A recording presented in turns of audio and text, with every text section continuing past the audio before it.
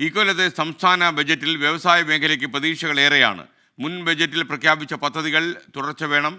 അതിനൊപ്പം പരമ്പരാഗത വ്യവസായങ്ങൾക്കും പൊതുമേഖലാ സ്ഥാപനങ്ങൾക്കും കൈത്താങ്ങും ആവശ്യമാണ്. ബജറ്റിലേക്ക്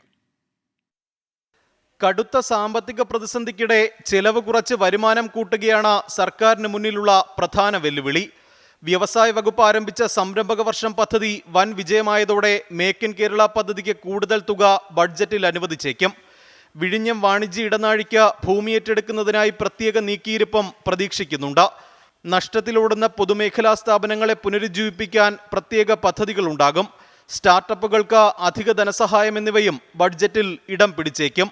ഇപ്പോഴും കേരളത്തിൽ നല്ല സാധ്യതയാണ് സ്റ്റാർട്ടപ്പുകൾക്കും പരമ്പരാഗത വ്യവസായങ്ങൾക്കും. നമ്മുടെ ഓരോ ഉൽപ്പന്നത്തിനുമുണ്ട് അതിൻ്റേതായ കഴിവുകൾ. ആ കഴിവുകളൊക്കെ ഇവിടെ തന്നെ വികസിപ്പിച്ചെടുത്ത് അത് എന്താ ചെയ്യേണ്ടത്, ലോക നിലവാരത്തിലേക്ക് ഉയർത്തണം. അപ്പോൾ നമ്മുടെ സ്റ്റാർട്ടപ്പുകളുടെ ഭാവി വളരെ സുരക്ഷിതമാണ്. മാത്രമല്ല നമ്മുടെ സ്റ്റാർട്ടപ്പുകളും നമ്മുടെ വ്യവസായ മേഖലയും വളർന്ന് ഇവിടെ തന്നെ തൊഴിൽ സൃഷ്ടിക്കപ്പെട്ടാൽ മാത്രമേ ഇപ്പോഴുള്ള ഈ ബ്രെയിൻ ഡ്രെയിൻ കുറയൂ.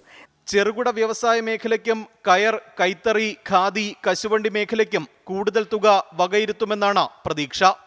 ബഡ്ജറ്റിൽ വലിയ പദ്ധതികൾ പ്രഖ്യാപിക്കുകയും പണം മാറ്റിവെക്കുകയും ചെയ്യുമെങ്കിലും പലപ്പോഴും അത് പ്രാബല്യത്തിലാകുന്നില്ല എന്നതാണ് യാഥാർത്ഥ്യം.